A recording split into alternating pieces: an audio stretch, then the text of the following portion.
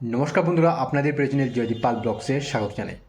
বন্ধুরা, আজকের ব্লগে আপনাদের সাথে একটি খবর শেয়ার করতে যাচ্ছি।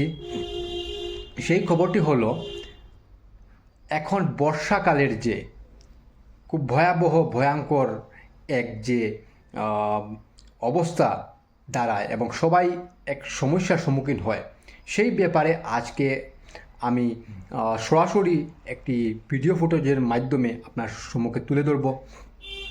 তো সেই সমস্যাটা হচ্ছে বা সেই যে খবর হচ্ছে সেটা হলো, আমাদের লক্ষ্মীপুর মহকুমার ফুলেরতল ডেভেলপমেন্ট ব্লকের অধীনে বা সেই ফুলেরতল ব্লকের আন্ডারে পড়ে একটি জায়গা। সেই জায়গাটির নাম হচ্ছে আলনি, যা আমাদের লক্ষ্মীপুর মহকুমার বরাক নদীর পাশেই সেই জায়গাটি। আপনারা অনেকেই হয়তো জানেন। তো এই যে এবার যে বর্ষাকালের যে এই যে মার্চ মাসের যে পুরো মাসটি বেশিরভাগ সময়ই আমরা বৃষ্টিপাত বা তুফান ঝড়ের সম্মুখীন হই। কিন্তু সব জায়গার তুলনায়, আমাদের এই লক্ষ্মীপুর মহকুমার সব জায়গার তুলনায় আমাদের আলনি জায়গাটার মধ্যে খুব ভয়াবহ একটি ঝড় তুফানের যে এক পরিবার শিকার হয়েছে, অথচ অনেক ক্ষতি হয়েছে।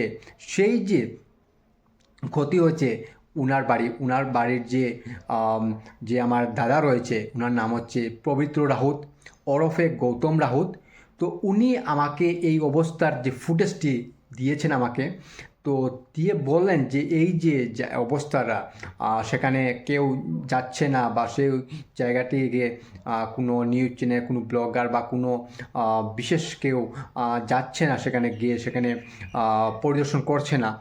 সেই হেতু আমাকে বলা হয়েছে যে এই দাদা বলেছেন যে তুমি আমার এই যে অবস্থাটা একটু তুলে ধরো সবার কাছে। তাই আমি আজকে কয়েকদিন পর আমি আজকের এই যে ফুটেজটা তোমার সাথে তুলে ধরবো।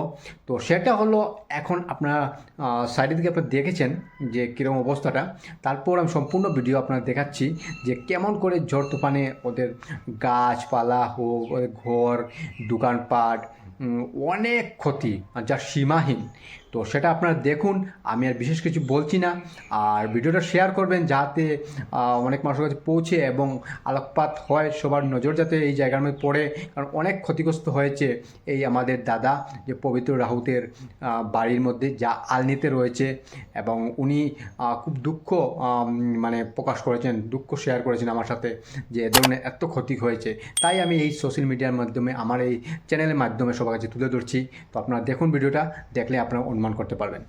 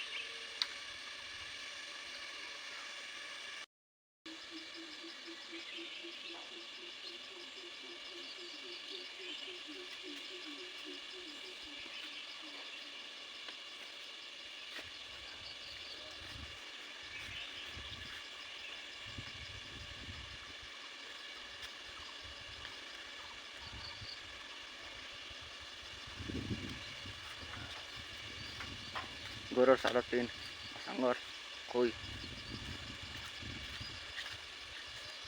যে বেড়া সেটা নাই শেষ।